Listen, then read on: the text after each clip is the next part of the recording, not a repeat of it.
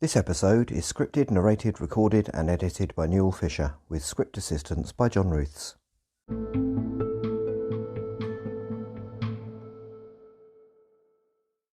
Hello, and welcome to the Watership Down podcast episode 68, in which we will be analysing section 10 of the 1978 film, The Shining Wire.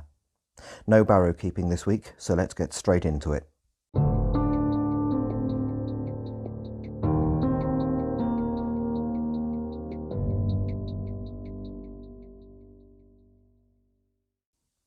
Section 10. The Shining Wire.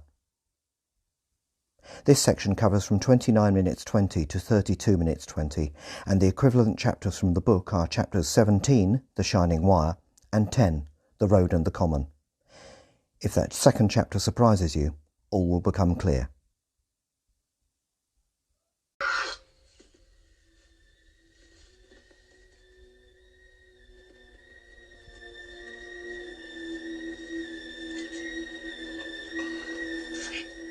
Bigwig, listen, you're in a snare. A snare. With that chilling sound, the first scene in this film to have helped make its reputation begins. As a rising tense musical theme plays, we see Hazel and Fiver react instantly. Hazel moves forward and bravely or stupidly goes through the same gap in the hedge Bigwig just did.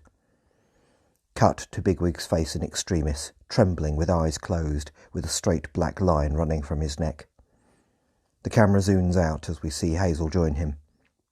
Under his breath, Hazel exclaims, "Frith," before having to resort to asking the victim what to do. In doing so, he acknowledges Bigwig's experience as a member of Owsla in a moment of emergency in true Hazel style. He recognises that Bigwig is in a snare, but has no idea what to do about it. As Hazel is asking Bigwig what his Owsla training had taught him, the buzzing insects of death appear above Bigwig's head. They look like the silent ones that appeared in the beam of sunlight as Cowslip recited the poem about accepting death in the nearby warren, the poem that caused Fiver to run away. But this time they are less peaceful. These harbingers of death have come to collect. In desperation, Hazel tries to chew at the wire, which prompts an instant desperate response from a barely coherent Bigwig that doing so will do no good. In fact, it has probably made things worse by tightening the noose even more. One of Bigwig's hind legs convulses, and this is the last thing he says while trapped in the snare. Fiver arrives, and Hazel tells him to run and get the others. He specifies 3 rabbits in an impressive moment of personnel choice. Blackberry, Silver and Cowslip. Basically brains, brawn and local knowledge.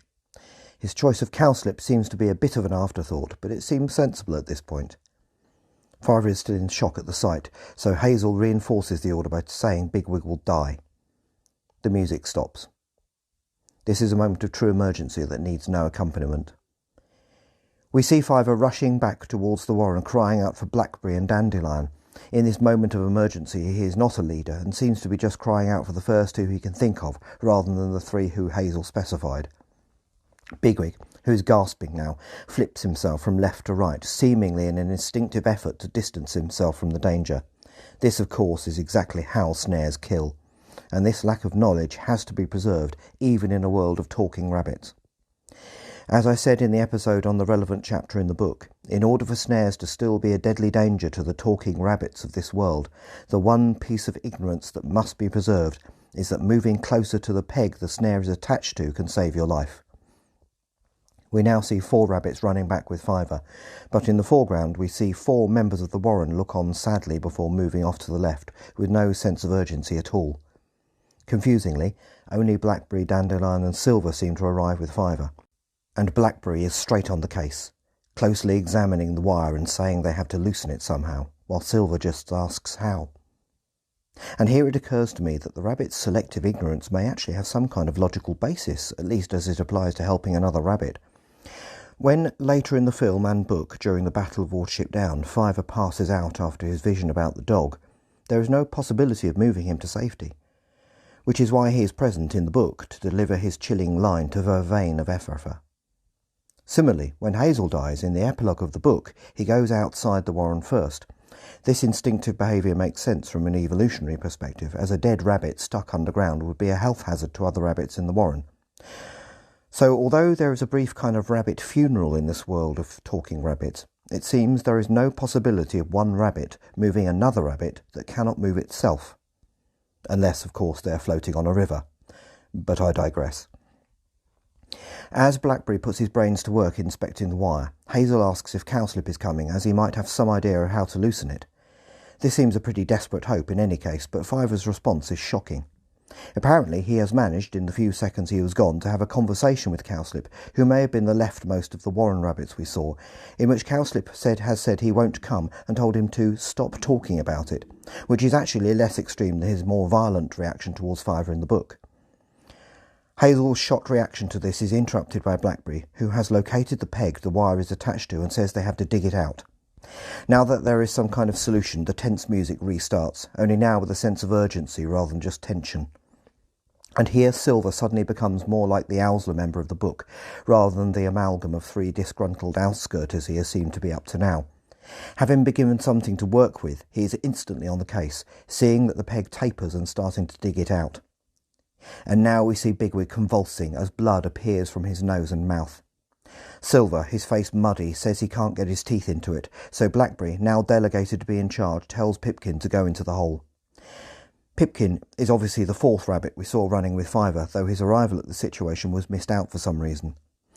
But now a small rabbit such as him proves his worth as he dives into the hole, hind legs waving in the air in slightly comic fashion even at a moment like this, and gets to work.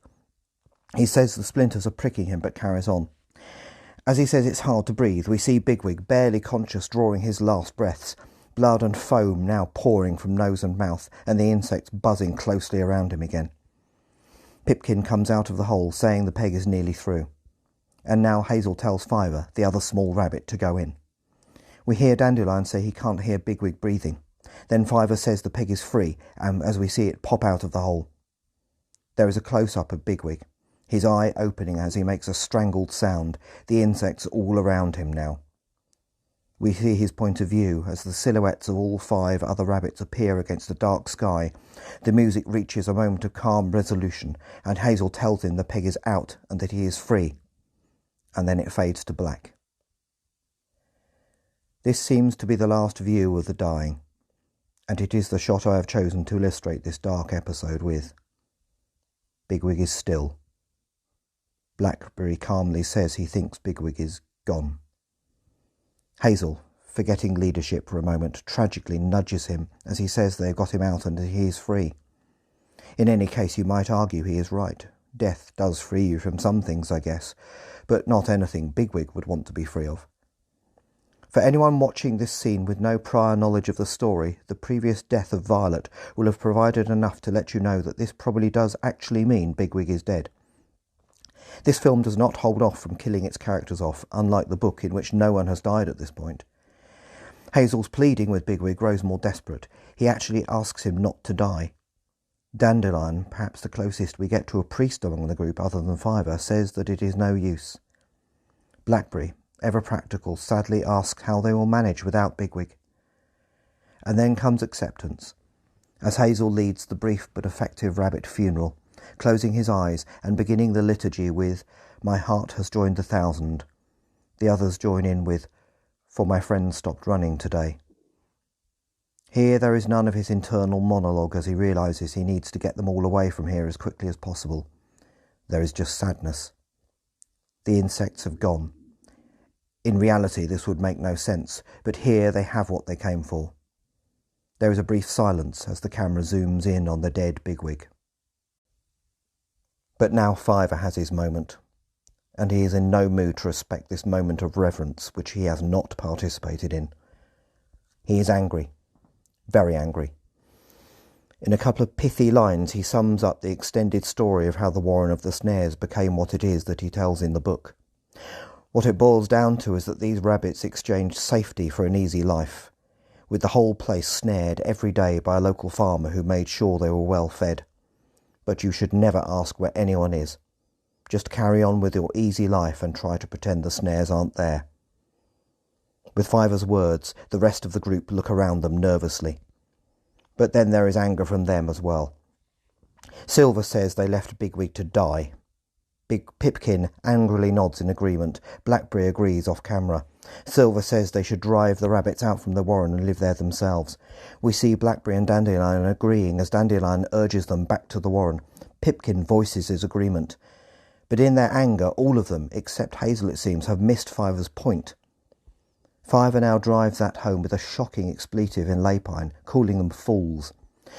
The phrase he uses, Emblir Frith, means stinking god. Could this be some kind of reference to being misled by some kind of evil, twisted deity? Wouldn't the black rabbit of Inlay fulfil that function perfectly adequately? No.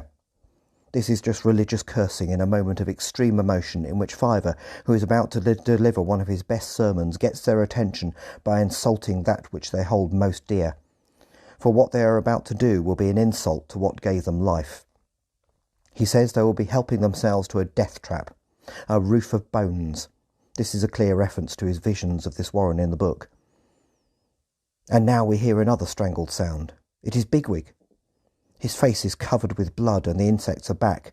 Have they borne his soul back to his body? He has clearly heard what Fiver said, because his first thought is to kill the rabbits of this twisted warren.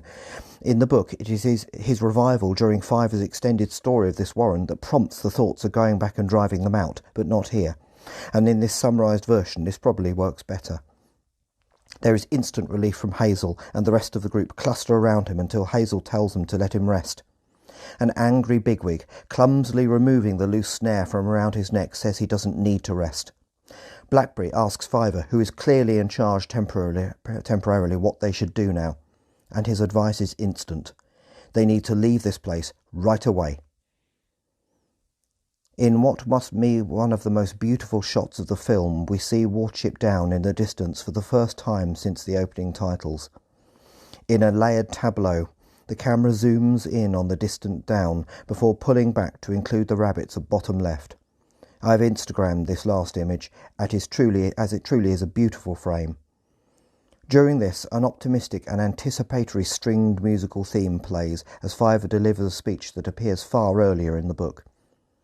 There, his speech about high lonely hills is delivered just to Hazel in chapter 10 as the group are at one of the lowest points in their journey across the common, and Bigwig is rounding on those who want to go back in the background.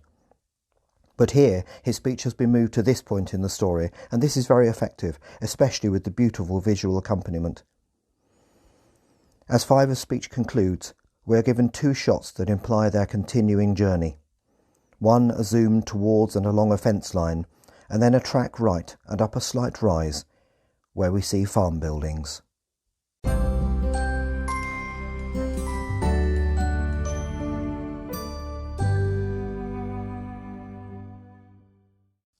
Comparison with the book.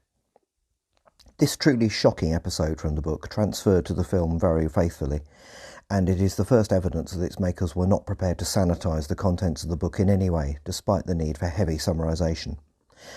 Just imagine the conversations that must have taken place among the animators as decisions were made about just how much blood to show, just how much suffering to put on screen.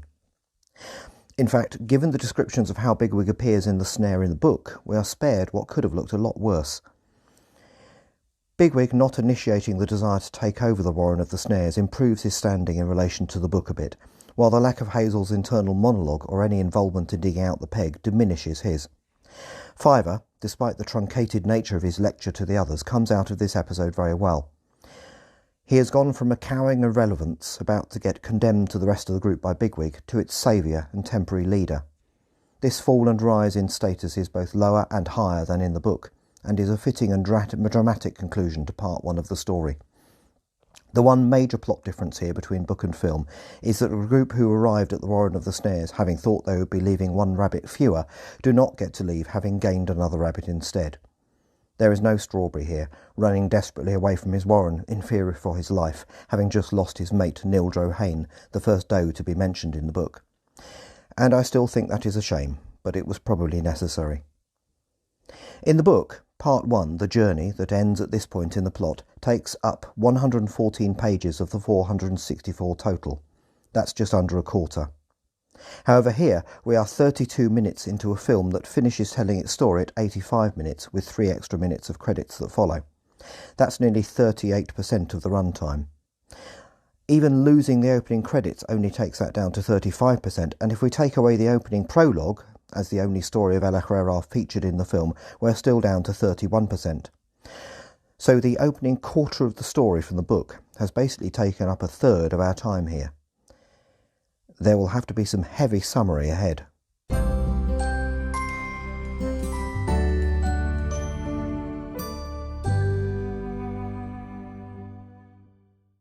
Next time, having reached a natural moment to pause going through the film, we will spend a little time with the thoughts of the listeners to this podcast on the themes of religion and folklore in the Watership Down.